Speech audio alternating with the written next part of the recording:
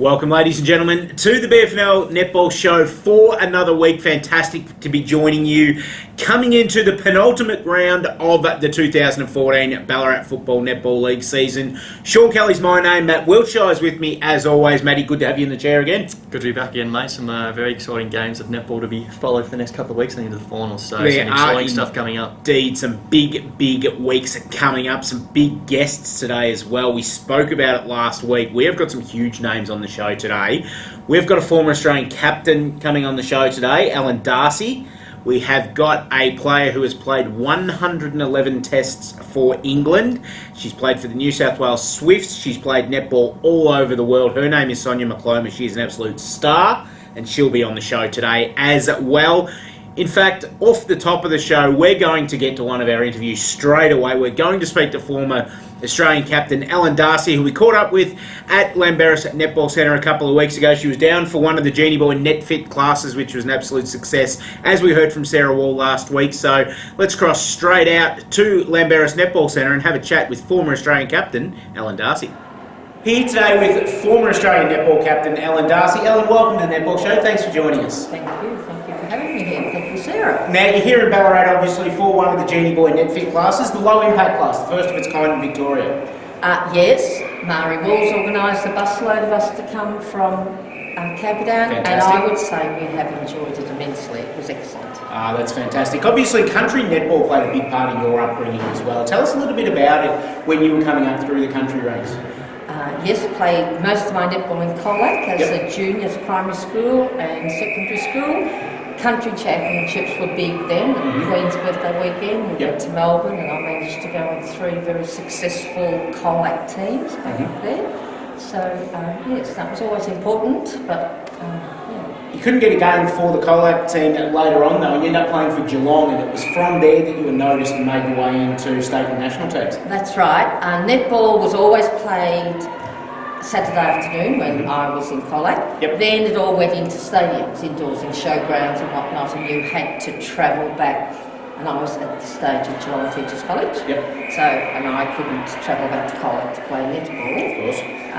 Back in those days, I didn't have a car. So that's when someone spotted me in Geelong and tapped me on the shoulder, recognised me, because at that stage I had my tennis racket under my arm and I wanted to be a great tennis player. You were very multi-sport growing up. When it wasn't just netball, there was tennis, there was footy, just running, anything you could get your hands on. Well, that's all you did. There was no other distraction. Sport was it. Yes. Tell us how you obviously end up playing for Australia, not only playing for Australia, but captaining Australia as well, which is a fantastic achievement. Tell us about your experiences playing at the highest level you possibly can. Probably unbelievable comes to mind. Back then, you didn't sort of believe, pinching yourself. Was it you that was there? But no, teams were selected each year it was only a winter comp. It wasn't all year round, and each year there was an Australian Carnival. And yes, in 1963, I think, as I said, when the Beatles were hitting Melbourne, I was pounding the track training for netball. Very good. Yes. I suppose everyone else was worried about Beatlemania. You concentrated on your career. Got you to captain Australia's whole world. I was concentrating because I didn't want to fail. And very successful you were. Now tell us the differences between netball how it is now and netball back when you played. Probably a lot of differences. We did train. We were perhaps the first. Victoria was well ahead of the other states, and we did circuit training and a lot of running, which is being done now. But certainly there's a lot more. The pathways are there for juniors to get into training camps, academies, and all this beautiful Jeanieboy work. I'm hoping it spreads like wildfire. I'm sure we'll have lots of great netballs come out of that. Tell us a little bit about what you've experienced with Jeanieboy and how that is helping netballers, especially the young netballers who are looking to come up through the ranks. Well, I first come across it in Warrnambool last year with Sarah, and Sarah, I just think she's the most inspirational young thing going around for us down our way, because she's got this going. I like her thought process of empowering young girls with that fitness, with improving their skill level, and I think that's great for our girls at the moment. It's especially needed to sort of give them the energies and the drive to sort of say, well, I'm not bad, I do Jeanieboy, and help improve their fitness and their well-being and their health and whatnot. Which is the most important thing we can do. Come out in the netball court eventually too. It's great to hear Jeanieboy doing some fantastic things. Ellen, thank you for joining us tonight. Thank you for coming on the show and having a chat. Best of luck going forward, and hopefully we see out more Jeanieboy low impact passes. Right, Thanks for that. Former Australian captain Ellen Darcy joining us on the BFNL Netball Show for this week, and great to see Ellen still out and active, and of course a fantastic supporter of Jeanieboy and the Jeanieboy program. One of Sarah's inspirations, of course, Sarah Wall, as she was growing up through the netball ranks as well. Let's have a look at last week's BFNL action though, because some great games played once again throughout the weekend. The first one was out at the Eastern Oval, East Point taking on Bacchus Marsh. It was East Point getting the chocolate 65-29. Cindy Daniel 30 goals leading the way for East Point on the weekend. Lauren Atkinson, Emma Ryan and Eleanor Van Dyke, their better players. Linda Powell 12 goals and Brittany Botton 11 were Bacchus Marsh's better players, along with defender Taylor Drevensek. Pretty good performance in all by Bacchus Marsh. They looked okay on the weekend. The scoreboard probably didn't do them the justice. East Point were dominant. Some very good work by East Point, as we're seeing on the screen at the moment. But didn't mind Bacchus Marsh's game. And chatting with their coach, Frank Pavlovich, after the game, he was pretty happy with it as well. Yeah, East Point obviously in a lot of form at the right time of the season. So for Bacchus Marsh to get 29-65 is a fantastic effort from them. But as I said, East Point are really playing some good games lately on a nice little winning streak, and they can hopefully continue that for the rest of the season and into the finals as well. And obviously shared it around a bit as well with their positions, trying a few things out with 4 goal scorers, which is good to see. But they'll be one to watch over the next couple of weeks for sure. The game actually started at 1:30 because they didn't play C grade. They moved everything up, and I got there about 25-2 or something like that, and was looking around and thought, there's a lot of A grade players playing in the A reserve game here. What's going on? And then Emma Ryan was on the bench. She was just warming up over him, and I said, what's going on here? And she said, it's the first quarter of the A grade game. We started early. Okay, good. Better go and get the camera out. And got some stuff there, as you can see. Some very high sock going on by Kate Martin there as well. Not quite sure what you're trying to achieve there, Katie, but not the greatest look in the world. She's one of our favourites, so she doesn't mind me giving her a little bit every now and then, but I'll probably cop it now at the netball tomorrow, because I'm going to the East Point Lakers game, which is going to be a ripper, and it'll really show us where East Point's at. But we'll talk about more about that later on, because we need to talk about the Lakers game from last week, because they were in good nick as well, Matty. They went out to Melton South and absolutely destroyed them, 78-32. Kat Biskin 60 goals on the weekend. A great job done by her. Maria Tahi 17 and Reese Carter-Coleman 13 for Melton South. No surprise seeing Kat Biskin as the best player for the Lakers on the weekend. Katie Williams and Molly Boyle as well, continuing their fantastic seasons. And Solly Ropperty, Monique Robinson and Maria Tahi, the better players for Bacchus Marsh. Lake Wendouree started slowly in this one, but absolutely demolished them after half-time once they were up and going. Yeah, fantastic second half. And look, Melton South, that is always said they play their home court well. They play well down there. So for Lake Wendouree to go down and have a really convincing win, very good effort by the girls, and a big game there by Kate Biskin, 60 goals, which is just fantastic out of the 78. So she's really getting into some good form and down in the goal wing, which is what Lakers would have been really hoping for. So well done to her. And look, the Lakers really also finding some good form at the right time, so it's going to be a really good clash between them and East Point next week. They're two really informed teams for the last couple of weeks. You mentioned Kat Biskin. She's had probably the last month, she's been arguably the best shooter in the league. Obviously Mel McCauley aside as well, who's been absolutely fantastic. But even then, with the form that Kat's been in, for someone who's only 19 years old, she is playing some fantastic netball at the moment. I spoke to her a couple of weeks ago and we gave her a Stockland Wendouree award. She said she doesn't know much about the Ballarat netball scene coming from Geelong, but she's quickly learning and she's quickly adapting to the standard of netball in the area. So she's coming along very nicely indeed for the Lakers. North Ballarat City took on Darley last weekend as well, and a really good job by North Ballarat City getting the win and officially locking the door to the top 6 once and for all. North City 39 defeating Darley 25. Kelly Richardson 20 goals for North City. Gina McCartan 19 and Steph Deutscher 22 of Darley's 25 goals. Best for North City, Stacey McCartan, Emily Pellegrino and Sarah Milton. And for Darley it was Brooke Marshall, Leah Mathy and Demi Geary. Really good win by North City. Officially locks the door to the top 6. They can concentrate now on what's on that first elimination final and whoever ends up finishing third, which is a good result for North City. Yeah, no, definitely. I know the girls would have been fair worried coming to this one because Darley, they had that must-win game for this week to get into that final spot, so they would have been there really wanting to get a win on the board, but North City just outplayed them from start to finish with a really good first quarter and then continued on for the rest of the game. So really good effort there by North City, and now they can really start to concentrate on finals and how they're going to try and get to where they were last year and make that grand final spot. And North City dominating from the get-go. They've got an interesting game this week that will very much serve as a finals preview for them up against Sunbury, but that will be talked about later on in the show. Melton travelled out to Sebastopol last weekend and came home with a stonkingly big victory, 76-40. Mel McCauley, 63 goals. We told Banner on the show last week that she was going to get it handed to her, and that's what happened, even though Banner said that she tried to put Mel off her game, so to speak, and obviously it didn't work because you got flogged, Rhiannon. 63 goals to Mel McCauley, Brooke Gleeson 10 as well, Georgia Can 27 for Sebastopol. Better players for Melton, Brooke Thompson back into the side after ankle injury, former VU Western Lightning teammate Maddie Carter, and of course the coach Mel McCauley, with Sebastopol's better players being the ultra-consistent Libby Denuden along with Georgia Can and Prue Scott. Really good win by Melton, high-scoring game, though 116 goals scored in the game. Sebastopol didn't exactly lie down and let them have the win. Yeah, no, Sebastopol would have been coming into this one thinking they could get it after Melton having that loss against East Point the week before, and not really sure if Brooke was actually going to play or not. Sebastopol would have been quietly confident, or not confident, but thinking they could actually take this one away. But once they saw, obviously, the Melton's top side in, it would have been maybe a different story, and Melton really played a very good game, and obviously a very attacking game from both sides with it very high scoring. They are known to be both very attacking, especially Melton, with how many goals they always score. It's always one of the highest out of the whole league, so really well done there to Melton. And Sebast, as we know, is still a fantastic side, so to get a 36-point goal win over them is good to see. Shows how good a player Brooke Thompson is. She completely changes the structure of that side when she comes in and makes them so much more attacking. Just the way that she attacks the ball out of that GD position is fantastic. And last week it was interesting to see the reliance on Mel McCauley wasn't quite there. Brooke Gleeson scored 10 goals in the weekend. Jess Bartlett scored a few goals as well. So maybe they're tinkering with a few things just in case Mel does get that really, really hard tag come finals time as well.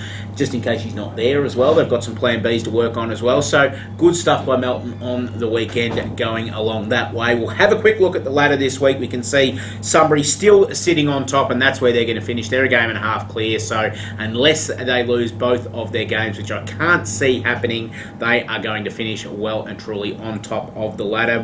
This is where it gets interesting though. Lake Wendouree in second on 52 points. Melton in third on 52 points. Redan in fourth on 52 points. Not much percentage separating Lakers and Melton. Fair chunk of percentage separating Lakers and Redan. Redan, of course, have got Ballarat this week.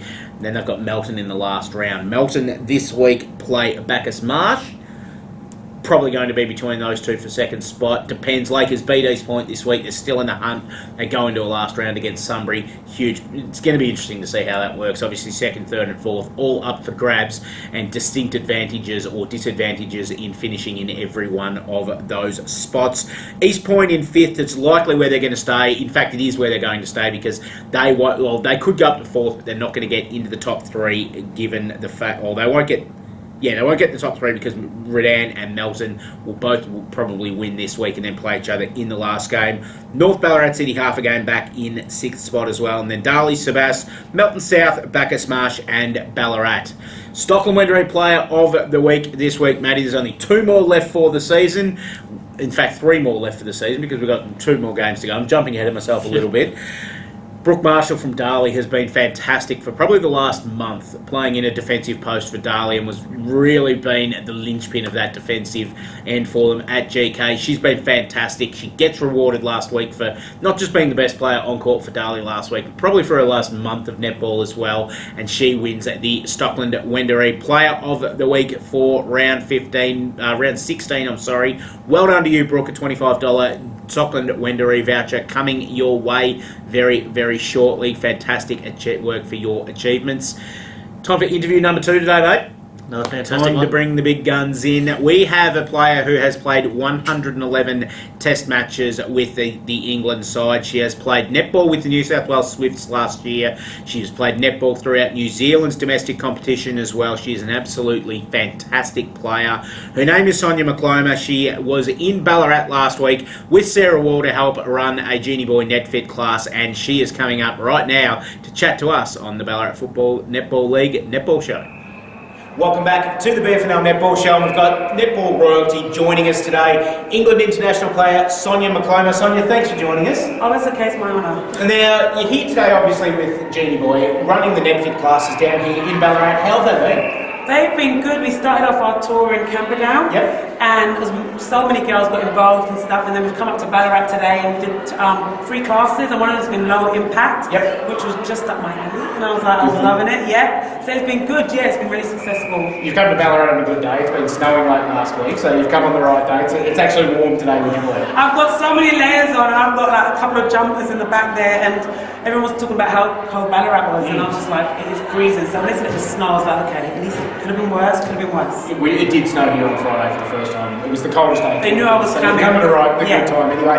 Let's talk netball. Obviously, you've been playing high-level netball for as long as anybody can remember. 111 tests for England. You've been playing over in New Zealand. You've been playing here with the Swifts for the last 4 years.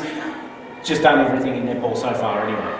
Yeah, I think I've been to 3 Commonwealth Games, 3 World Cups, and last year I was lucky enough to be inducted into the English Hall of Fame in netball. So for me, I've achieved so much in netball. I've been so grateful for everything I've achieved and the opportunities I've had, and I'm just grabbing every opportunity I get with both hands. Grew up in London. What brought you over to Australia to play?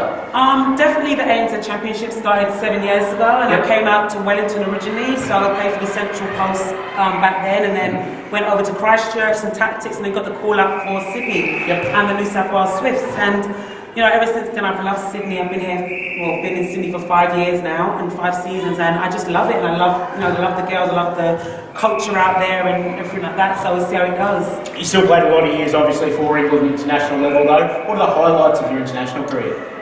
Definitely, I think getting to Commonwealth Games and the World Cup, and playing with such great girls. Most, I guess, Melbourne would know Jiva Mentor, and opportunity to play with Jiva for so many years.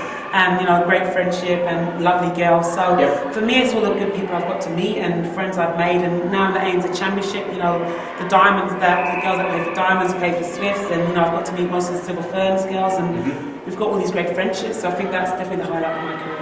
Obviously, the Commonwealth Games just completed. Did you watch much of the games? And obviously, England couldn't quite get over the line in a couple of those close games. Another defender would have been handy. Yeah, I'm the worst netball watcher, and I tend not to watch the games. I get too antsy. And I was following it. I couldn't help myself, and I was following on Twitter, and I was just like, updates, please. And they came through, and I saw that the girls just didn't get over the line on 2 occasions. And in the last game, the final, which the hard push against Jamaica, they missed out by 4 goals. So, talking with a lot of them, I know they're devastated, and my heart goes out to them. I've been there before when you just miss out on a bronze, and it is heart-wrenching. So, yes, I didn't get to watch too much of the games, and I got to watch some of the final game, the finals and stuff when I was at Sarah's and stuff, and even that, I'm still like rooting for the underdogs as always. So it's been good. Oh, fantastic! Now, obviously, you've come down with Sarah Wall for the Jeanieboy NetFit Tour. Talk to us a little bit about what the NetFit Tour is all about. We saw a lot of junior netballers here, local girls from the Sebastopol Football Netball Club before, going through their paces in some pretty unique drills. Yeah, NetFit, I think Sarah's created a great concept in that, it's about fitness, and it incorporates the fitness aspect of netball and the ball skills, the footwork skills, and working together as a team and as a unit. And I think it's for the kids that not everybody wants to play netball, and everybody wants to be an elite netball player, but some girls just enjoy the fun of netball, socialise and meeting new friends. And I think what Sarah does with NetFit just incorporates all that in one go. It's a bit of fun. And obviously now she does NetFit Low Impact, which is for mums and your aunties and that, trying to get back into netball, trying to get fit. But I don't want to go hard around a netball court, just want to get active again. I think it just gives the opportunity for those people to get active in what they're doing. So I think it's great. That's a good way to do it. Now, not playing with the Swifts going forward. What's next step in your netball career, Sonia? So I'm now going to settle down in Sydney for a little while. I've got my residency, so I'm hanging around. Cool. And I've just launched my own netball program, which is called Stixon.com. It's STIXSON.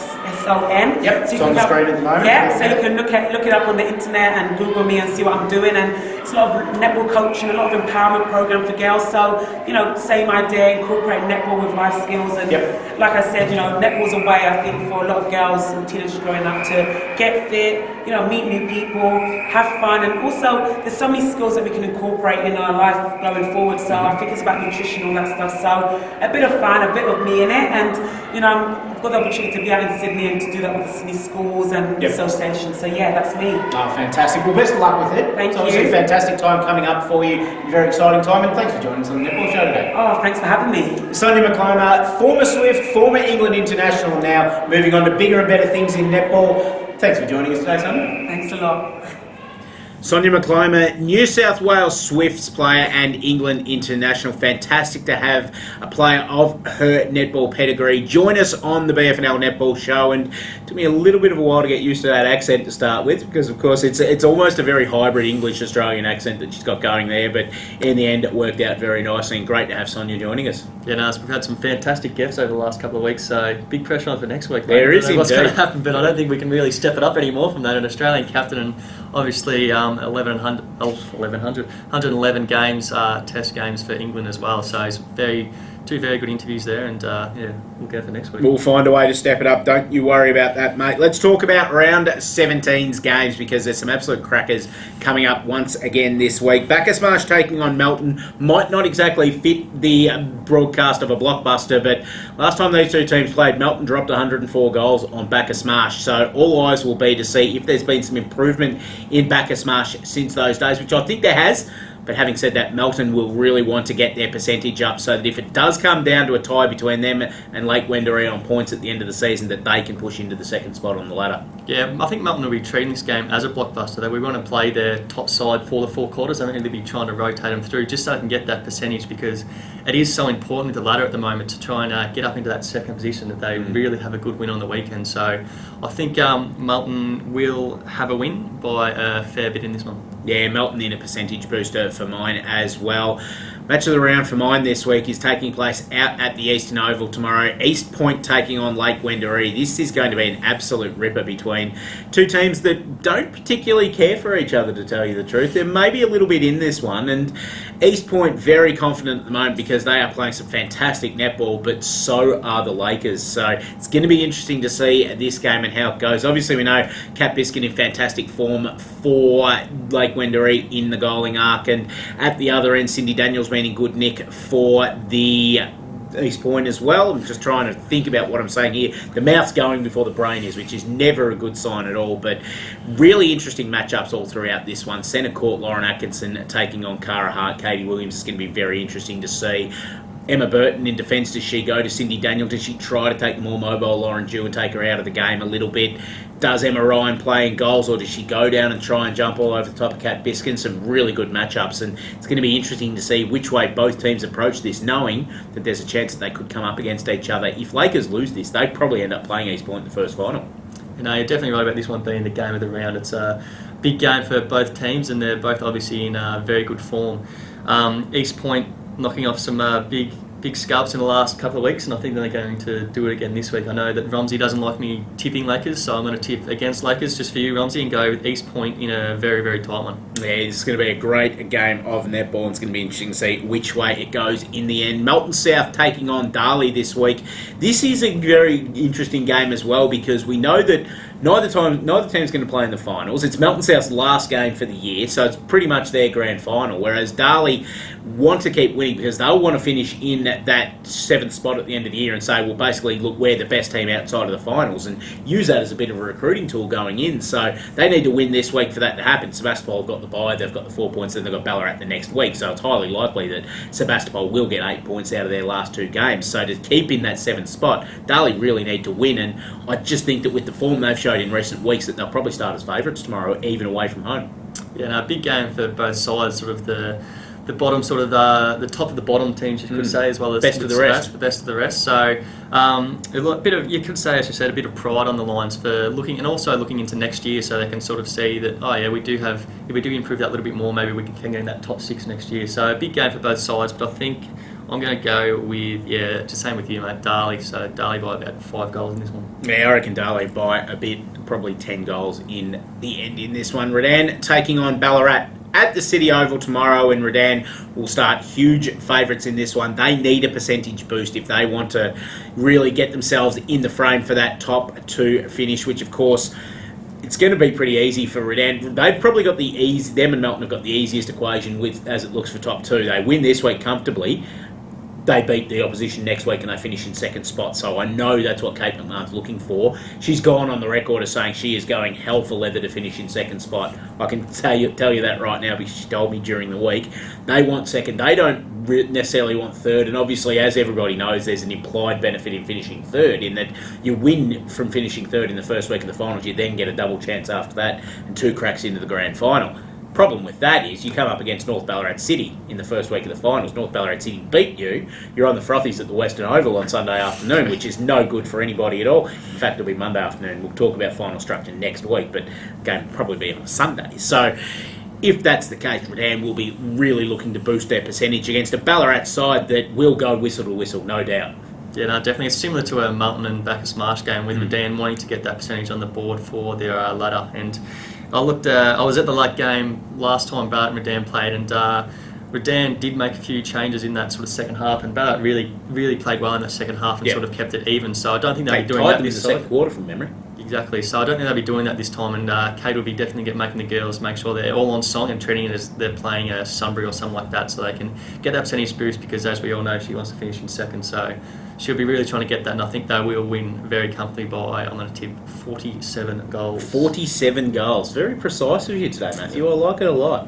The last game of the round being played on Sunday this week. North Ballarat City taking on Sunbury. Really good chance for North Ballarat City to see exactly where they lie 2 weeks out from finals as well. We know that looking at results and exposed form that they're probably not on the same level that they were last year. However, they give Sunbury a run this weekend, then they could really start to change that expectation around and make sides fear finishing third this year. Yeah, and when you look at North Ballarat City's list, they really have a list that's as good as any. Like, they've got some fantastic players there. They just haven't seemed to be really playing as well as they could have in so far this season. But if they all start playing really well together, come finals time, as you said, they finished in 6th spot. You don't want to be finishing third and coming up against them in the first final. But look, I think Sunbury will be too strong in this game. They've had a fantastic season so far, and they I think we'll have it over North Ballarat City in this one and retain that top position. That's the problem with them this week. They come up against Sunbury, who, pound for pound and on paper, probably have the strongest and the most cohesive 7 players on court at any one time.